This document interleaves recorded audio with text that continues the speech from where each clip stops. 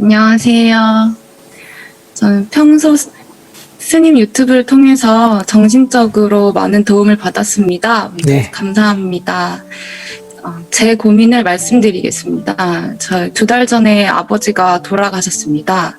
근데 저는 매우 이타적인 사람입니다. 저와 가장 가까이 있는 사람들이 행복한 것을 보는 게 저의 가장 큰 행복이며 아버지는 그중에서 저에게 가장 소중한 존재였습니다.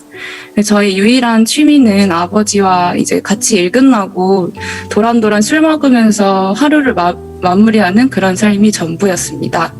아버지가 이제 생전에 소방관이셨는데 초등학교 때 어떤 뉴스를 통해 소방관의 수명이 55세라는 기사를 확인하고 아버지께 매 순간 최선을 다하며 살았습니다. 그리고 아버지의 행복은 곧 저의 행복이었기 때문에 저는 아버지가 돌아가신 후에 못 해드린 후회는 없는데요.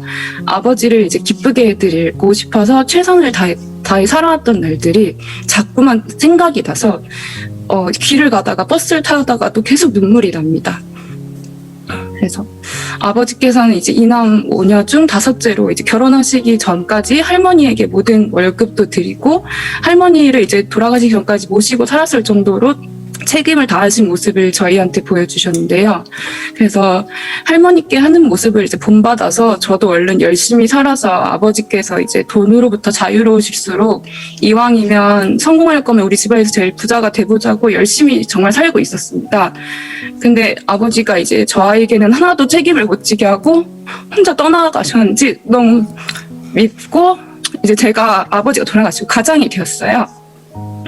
근데 이제 일에 집중하기가 너무 힘들고 이제 일을 왜 해야 되는지도 모르겠고 능률도 많이 떨어져서 회사에 피해를 주고 있는 것 같아 직장 그만둘까도 고민을 많이 했는데 근데 예전처럼 이제 지금 다니고 있지만 예전처럼 이제 빠릿빠릿하고 정말 즐겁고 행복하게 회사를 다녔던 거에 반도 못 미치는 제 자신을 보면서도 너무 한심스럽고 피해를 끼친다는 생각을 지울 수가 없습니다.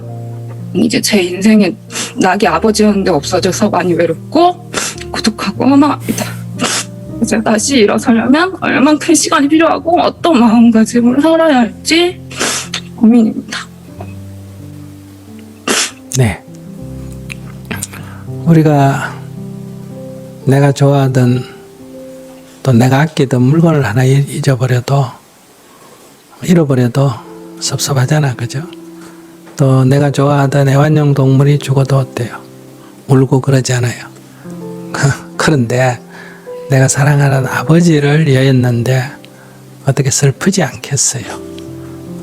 그건 이제 너무나 당연한 거다. 그런데 이제 아버지하고의 이렇게 살면서 생활이 더 밀접할수록 어때요? 아버지를 잃었을 때 슬픔이 크다는 거예요. 근데 아버지와의 관계가 덜 밀접할수록 잃었을 때의 슬픔이 적다는 거예요. 네. 그러니까 아버지이기 때문에 아버지가 돌아가셔서 슬픈 게 아니고 내가 더 많이 사랑하는 사람을 잃었기 때문에 슬픈 거예요. 네, 맞아요. 그러니까 요즘은 어떤 사람은 부모가 돌아가신 데는 별로 안 슬픈데 자기가 키우던 강아지가 돌아갔을 때는 어때요? 거의 막 정신을 못 차릴 정도로 슬픈 사람이 있거든요. 그래서 죽은 강아지를 화장을 시키고 유골함에다가 넣어가 탑을 세우고 어떤 사람 보면 불교 신자는 49제를 지낸다 그러거든요. 그 옆에 사람이 볼 때는 좀 지나치지 않느냐 이렇게 생각하지만은 본인은 자기가 못한 걸 어때요? 뭐든지 해도 돈이 들어도 뭘 해도 아깝지가 않는 거예요. 이게 우리들의 정신작용이라는 거예요. 그러니까 내가 조그마한 것도 내가 부모로부터 물려받은 유산이라서 내가 아끼는 거는 잃어버리면 어때요? 집을 한 채 이러는 것보다 더 아쉽고 그러지 않습니까? 그러니까 돈을 막 막 어렵게 돈 번 사람은 돈을 빌려주고 못 받으면 어때요? 막 정신이 없어지고. 그러니까 이게 사실은 뭐다? 집착 때문에 생기는 거예요. 집착 때문에. 그래서 인간의 이 괴로움 중에 이 8고 8가지 괴로움이다. 그 중에 이제 4가지 괴로움. 나고 늙고 병들어 죽는다. 이걸 갖다가 생로병사 이러는데 이거는 이제 육체적인 거고, 정신적인 괴로움이 첫째가 뭐냐? 애별리고 사랑하는 사람과 헤어지는 괴로움. 두 번째가 원증회고 미운 사람과 함께 있어야 하는 괴로움. 근데 사랑하는 사람과 헤어지는 괴로움보다 도저히 이게 같이 못 사는 정도로 서로를 싫어하는데도 결혼해가 애들이 있어가 못 헤어져서 살거나, 한 직장에서 이제 동료나 상사라서 못 헤어지거나, 뭐 여러 가지 이유로 정말 꼴도 보기 싫은데 그래도 만나서 얘기해야 되고 일을 같이 해야 되고 뭐 몸을 섞어야 되고 이랬을 때 그 인생의 괴로움은 이 사랑하는 사람과 헤어지는 괴로움보다 더 크다 그래.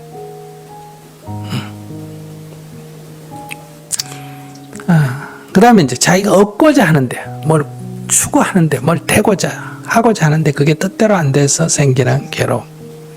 뭐 이렇게 이제 4가지가 있는데, 자기는 첫 번째 거예요. 사랑하는 사람과 헤어지는 괴로움이야. 그것이 친구가 헤어져도 생기는 문제고, 애인이 헤어져도 생기는 문제고, 부부가 헤어져도 생기는 문제고, 부모가 돌아가셔도 생기는 문제고, 자식이 돌아가도 생기는 문제인데, 이 애별리 중에 제일 큰 게 뭘까? 평균적으로 따지면 우리가 보통 보면 연애라든지 부부지간에 같죠. 그렇지 않습니다. 이제 부모 앞에 자식이 죽었을 때, 그 자식이 부모 앞에 죽었을 때 그 부모의 아픔이 그 애별리 중에도 제일 큰 거예요. 근데 이게 다 뭐냐? 집착이라는 거예요. 사랑이 아니고. 그러니까 사랑하는 사람이 죽어서 따라 죽는다 그러면 세상에서는 그를 사랑이라고 하지만은 우리가 정신적인 관점에서 볼 때는 집착이 지나쳐서 이제 정신질환이라고 보는 거예요. 그거는. 보통 정상적인 정신은 어떠냐? 잃었을 때 막 굉장히 아쉽고 슬프지만은 세월이 흐르면 어때요?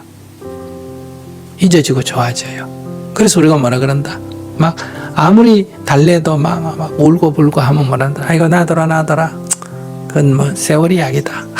뭐 백약이 무효고 세월밖에 없다. 세월이 약이다. 그럼 왜 그러냐면 인간의 이 뇌는 시간이 흐르면 잊게 돼 있는 거예요. 자식이 죽어서 막 부모들이 막 정신이 잃고 이래도 10년 지나고 20년 지나면 한이 좀 남아있지만 다 그래도 그들도 웃고 살까 안 살까? 살아요. 자기도 앞으로 3년 지나고 5년 지나면 웃는 일이 생길까 안 생길까? 생겨요. 자기도 또 남편 만나 결혼하고 애 키우면 아버지가 그립기는 해도 지금하고처럼 이렇게 정신 못 차리는 건 아니에요. 그래서 사람은 다 살게 돼 있다. 살아있는 사람은 살게 돼 있는데, 그런데 그 따라 죽는 경우가 있죠. 그러면 이제 그걸 우리가 이제 아주 높이 뭐 옛날에 평가하는데 그렇지 않습니다. 이제 심리적으로 보면 다 그건 질환에 속합니다. 질환에 속한다. 그럼 자기도 지금 이게 정신을 못 차리고 있다 그러면 이 정도면 병원 치료를 요하는 질환에 들어가 있습니다. 지금은 이거는 자연 치유가 되지만은, 그러나 자기가 막 갈수록 잊어지는 게 아니라 갈수록 더 심하거나 그게 시간이 흘렀는데도 유지가 된다. 그러면 그건 이제 치료를 요한다. 이렇게 볼 수 있어요.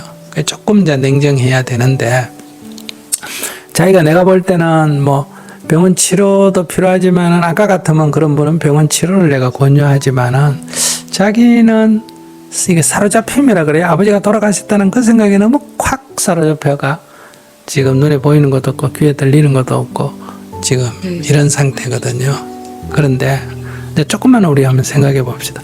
자기 생각에 아버지 돌아가서 지금 내가 막 살 의욕도 못 느끼 이러지만 1년쯤 지나면 지금보다 조금 나을까 심해질 것 같아. 좀 나을 것 같아요. 3년 지나면 괜찮을 것 같아요. 결혼하면 좋을 것 같아요. 근데 자기가 좋아하지 않는데 아버지가 살아서 돌아오셨어요? 아니요. 아니지. 그러면 아버지가 돌아가시고 나서 내 슬픔인데 아버지가 살아서 와서 이 문제 해결된 게 아니고 아버지는 돌아가셨는데 또 있는 상태인데도 세월이 흐르니까 조금 나아지잖아. 그죠? 그러면 자기는 한번 생각해 봐요. 이 슬픔을 3년 정도 몸부림치다가 나아지는 게 좋아요. 어차피 아버지가 살아오시는 건 아니니까 지금 나아지는 게 자기한테 득이에요. 지금 나아진 게 득인데 자꾸 울컥울컥 그거는 그냥 자연스럽게 내비두면 될까요? 그거는 이제 집착에 따른 병이니까. 그러면 이제 관점을 먼저 잡아야 돼요. 그러면 이거는 봐. 아무 변화도 없는데 그러니까 지금 엄청나게 세월이 흘러가면서 조금씩 좋아져서 3년 후에 좋아진다. 뭐 보통 다 그 길을 걷는데 수행이라는 거는 그때 이걸 딱 살펴보는 거예요. 어차피 좋아질 건데 이 3년의 병을 앓고 좋아지는 게 좋냐? 지금 좋아지는 게 좋냐? 지금 좋아지지. 굳이 그거를 3년 할 이유가 있나? 그럼 지혜로운 자는 이 이치를 탁 깨달으면 바로 좋아지는 거고 어리석은 자는 3년의 세월을 보내고 나서 좋아지는 거다. 그러니까 산사태가 났다. 가만 내버려둬도 숲은 우거집니다. 세월이 흐르면 10년, 20년, 30년 지나면 씨앗이 떨어지고 다 이렇게 자라는데 사람에 가서 나무를 심으면 어때요? 훨씬 빨리 복구가 되겠죠. 그러니까 인위적이라고 다 나쁜 게 아니라는 거예요. 그러니까 이런 이치를 알면 이거를 짧게 그 시간을 줄이고 금방 회복이 되고 이걸 모르면 이제 많은 시간을 요하게 된다. 그래서 자기가 지금 이렇게 그러니까 이 지금 그래 그것이 이제 이치를 들어보니까 우선 이치로는 맞습니다. 스님 말씀이. 근데 잘 안 됩니다. 그러면 이제 까라마 무의식 세계에 그 미련이 아직 이제 머리로는 이해가 되는데 마음에서는 아직 안 받아들여져서 생기는 문제다. 그럼 이것도 괜찮아요. 그러면 슬픔이 일어날 때마다 이건 내 까라마. 아버지한테도 도움되는 일도 아니고 집안 식구한테 도움되는 거 나의 일에 도움되는 거 과거의 집착이 현재의 나를 괴롭히구나. 관점을 이렇게 아버지 때문에 괴로운 게 아니고 과거의 나의 그 습관이 이건 이제 아쉬움이거든요. 이게 아버지 때문에 자기가 슬프다 이렇게 생각하시면 안 돼요. 어떤 사람을 미워할 때는 미워해서 증오하고 이런 거는 이제 죽여버리고 싶잖아. 그죠? 이건 살인으로 가고 내가 아버지야 하고 이런 좋은 것에 대한 거는 아쉬움이에요. 그걸 좀 더 누리고 싶은데 못 누려서 그 아쉬움이 한이 된 거예요. 한에는 두 종류예요. 원한이 맺힌 한이 있고 좋은 것을 빨리 잃어버렸을 때 생기는 아쉬움의 한이 있는 거예요. 그럼 이건 아쉬움의 한에 들어가거든요. 그러면 이 아쉬움의 한은 결국은 어디로 갈 위험이 있다. 결국은 이제 심해져서 병이 되면 이제 살 의욕을 잃어서 자살하는 쪽으로 가게 됩니다. 그래서 이 둘 다 이 남을 죽이느냐 나를 죽이느냐의 차이밖에 없는 질환으로 발전하지 않도록 저희가 이게 내가 그 정도 누렸으면 뭐가 아쉬워요. 그 정도 누렸으면 됐지. 여기 있는 사람들 아까 그 조금 전에 한 사람들 부모 헤어지고 어머니로부터 학대받고 한 사람들 얘기 들어보면 자기는 아버지로부터 사랑도 받고 좋았잖아요. 충분히 누렸다. 이런 관점을 가질 때 좋은 걸 더 가지려는 건 욕심이에요. 아, 참 나는 짧은 시간이지만은 그래도 좋은 부모의 기억을 가지고 있다. 거기에 집착해서 슬픔에 빠지지 말고 좋은 기억으로 자기가 간직한다면 오히려 더 삶에 큰 활기를 가질 수 있다. 근데 이제 한 가지 내가 조언을 하면 자기는 조금 문제가 인생은 자기를 위해서 살아야 돼요. 남을 위해서 사는 게 굉장히 좋은 것처럼 생각하는데 남을 위해서 살면 결국은 이 고통에서 벗어나지를 못합니다. 그러면 이제 원망이 되는 거예요. 남편을 위해서 살았는데 남편이 딴 여자를 봤다. 그러면 이제 엄청나게 미워하게 되고, 부모를 위해서 살았는데 부모님이 아까 커보니까 어땠다. 그러면 부모를 원망하게 되고. 그러니까 자기는 아버지를 위해서 살았다. 이 말이 벌써 자기에게 엄청난 고통을 가져올 씨앗을 자기가 만든 거예요. 그럼 부모가 자식을 위해서 살았다. 보통 그러잖아요. 아이고 내가 산 게 다 니를 위해서 살았지. 이러면 자식이 지 맘에 안 들면 어때요? 엄청난 배신감과 괴로움이 생기는 거예요. 그러니까 자식을 위해서 사는 게 아니고 자식 키우는 게 재미가 있었다. 그래서 20살 넘으면 어릴 때 갖고 놀았고 잘 키웠으니까 이제 네 인생 네가 살아라. 이렇게 해야 되는데 자기도 이제 20살이 넘었잖아요. 그동안에 아버님 저를 잘 키워줘서 감사합니다. 이렇게 하고 자기 인생을 살아야 되는 거예요. 그러니까 아버지가 할머니를 위해서 살았다. 이게 좋은 거 아니에요. 아버지가 할머니를 위해서 살면 어머니는 얼마나 힘들겠어요.